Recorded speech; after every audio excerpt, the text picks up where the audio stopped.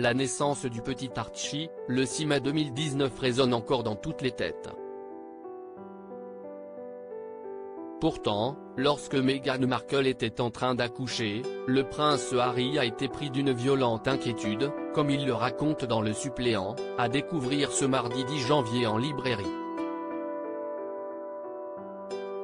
Les langues se délient. Ce mardi 10 janvier, le prince Harry raconte ses états d'âme dans un ouvrage choc, Le Suppléant. Dans ses mémoires, le duc de Sussex revient en détail sur plusieurs périodes de sa vie qui l'ont marqué. Très attaché à sa mère, Lady Diana, décédée le 31 août 1997 sous le pont de l'Alma à Paris, le mari de Meghan Markle s'est remémoré sa première rencontre avec Dodi Al-Fayed, un type plutôt sympa, qui a partagé la vie de la princesse de Galles moins d'un an après la prononciation de son divorce après le prince Charles III. Est-ce à notre retour, après cette folle expédition en jet ski, que l'ami de maman avait fait son apparition? Non, sans doute juste avant.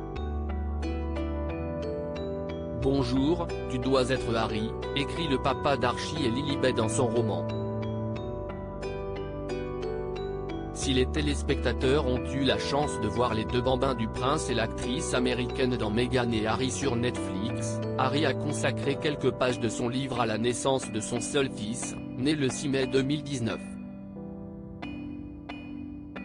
Ce dernier se souvient du moment où sa femme et lui se sont rendus à la maternité de Portland, pour accueillir leur premier enfant. Harry paniquait à la naissance d'Archie pour échapper au paparazzi, les Sussex avaient réussi à s'échapper de Frogmore Cottage pour rejoindre secrètement un hôpital privé, à l'abri de tous les regards indiscrets.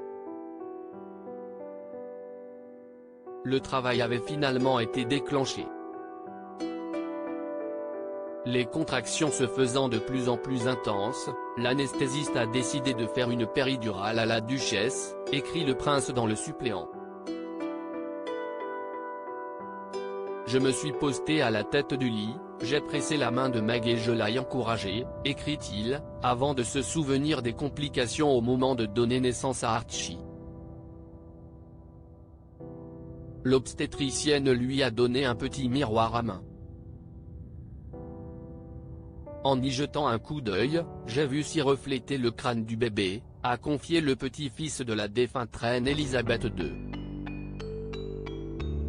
Sa tête était coincée, prise dans le cordon, se rappelle-t-il.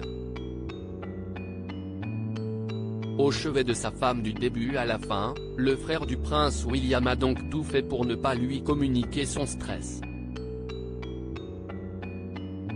J'ai dit à Meg, mon amour, il faut que tu pousses. Je ne lui ai pas avoué pourquoi. Je ne lui ai pas parlé du cordon ombilical, je n'ai pas mentionné l'éventualité d'une césarienne pratiquée en urgence, explique-t-il dans Le Suppléant. Quelques longues minutes plus tard, l'actrice de Suits accueillait Archie. La suite de l'histoire, le monde entier la connaît.